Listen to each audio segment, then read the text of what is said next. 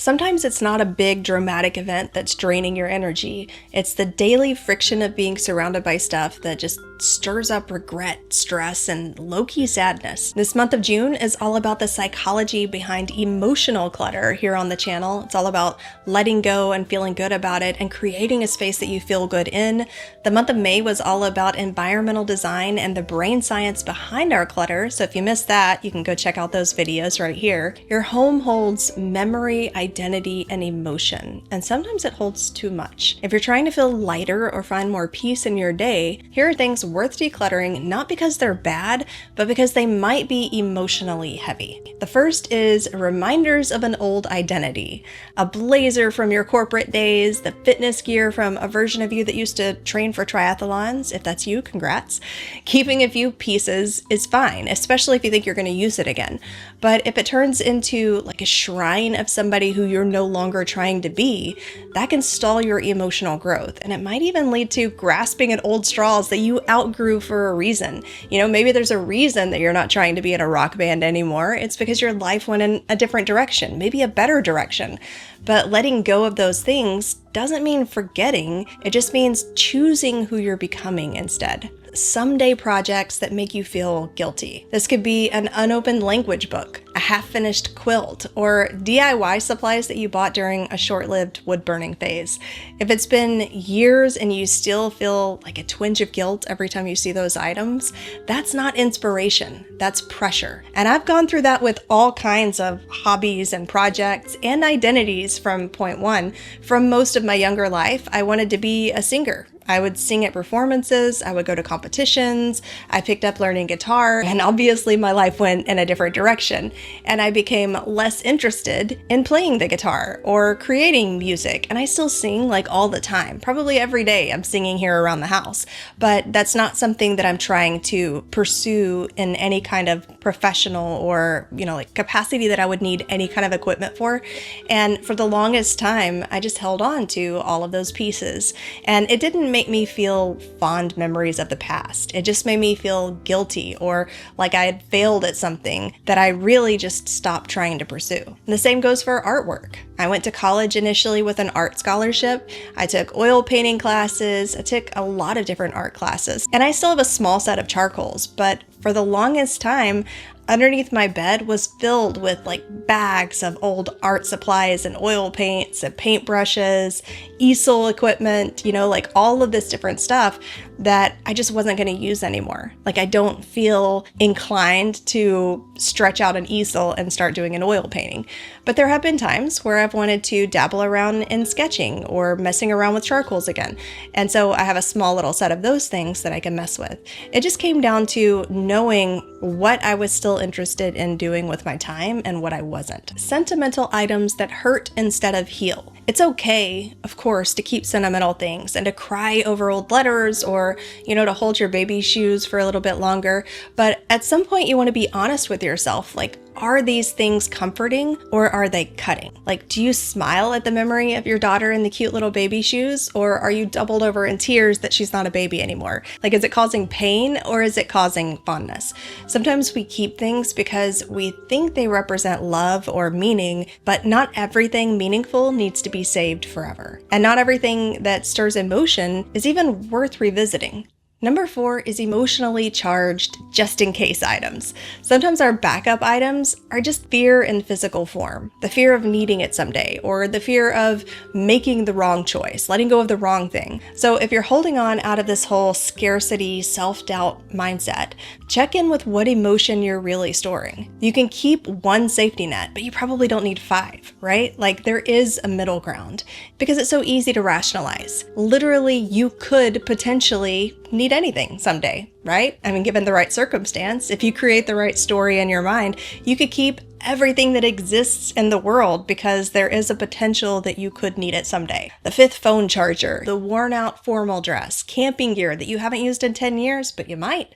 If you wouldn't go out and buy it again today, or even better, if you wouldn't accept it from somebody else if they were trying to give it to you for free, then it's a good time to ask yourself, what emotion is this really protecting me from, holding on to this thing? clothes that don't fit. And this is challenging, especially for women. I don't know if that's true or if it just feels like it's true that women have more fluctuating weight changes. It definitely feels like it's true. I've definitely hear women talk about it more than men. In any case, though, whether the clothes are too small, too big, or they're just not your vibe anymore, which happens. We all go through different life stages.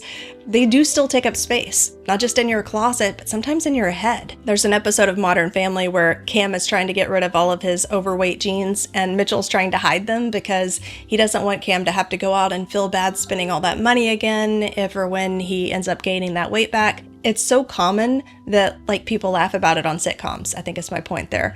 But does it make you feel good holding on to clothes that are too small for you because you're hoping that you'll fit into them someday? Or on the other side of that, holding on to clothes that are too big for you because you're worried that you're going to fit into them again someday. I feel like neither one of those are good feelings. And if you haven't actually had to wear them in the past several years, then you should probably feel a little more confident with keeping your wardrobe as something that makes you feel happy and current. That is, of course, unless you're pregnant and you know that some big changes and swings are going to be happening sometime soon. Lifestyle crutches. You could also look at this as anti-growth clutter, something I've called it before. These are things that you keep around just because they're familiar, even if they're holding you back. This could be really all kinds of things. It could be tools or setups that have helped you to cope through a tough season, but now they're just reinforcing bad habits that you're ready to move past.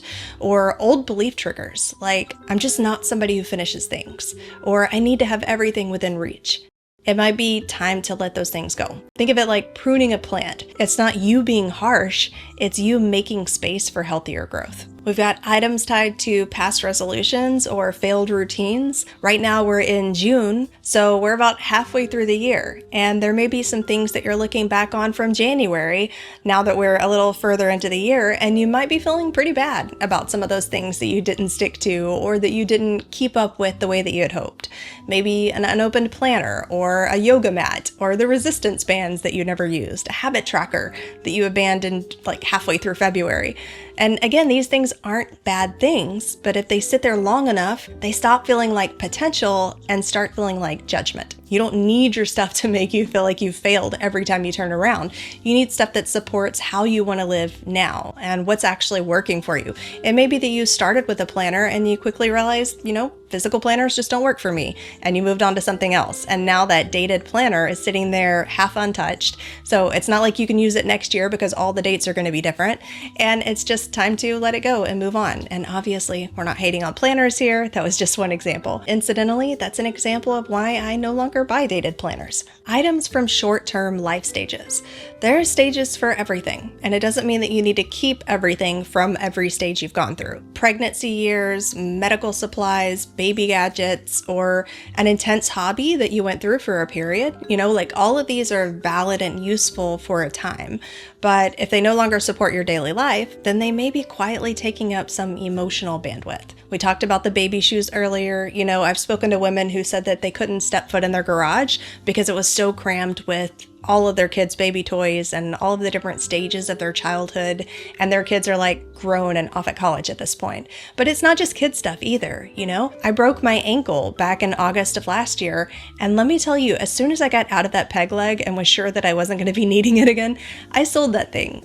It doesn't make me happy to look at things like that and be reminded of how jacked up my ankle was and how much pain I was in, and be fearful that that might happen again and I might need that piece of equipment again. So if you have some medical situation that came up that you have no reason to believe is going to come up again, it was a one and done type of situation, there's no need to torture yourself by having to come across all of those things that help you to relive that pain every time you see them. A contact list. If you come across contacts whenever you're scrolling through your phone that make you not feel great or that bum you out every time you log onto your social media account, it's okay to make adjustments to those things. Just because you once knew someone doesn't mean you're forever tied to them. There are a lot of people in the world, and you can't know them all, but you can be selective about who gets your energy and what kind of energy other people are bringing into your life.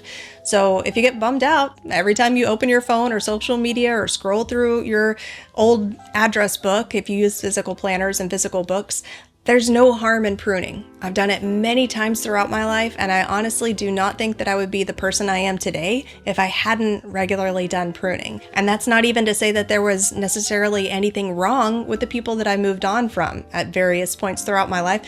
Sometimes it was a reflection of me that I didn't want to remember whenever I saw that person in my contacts list, because I needed to grow and move forward.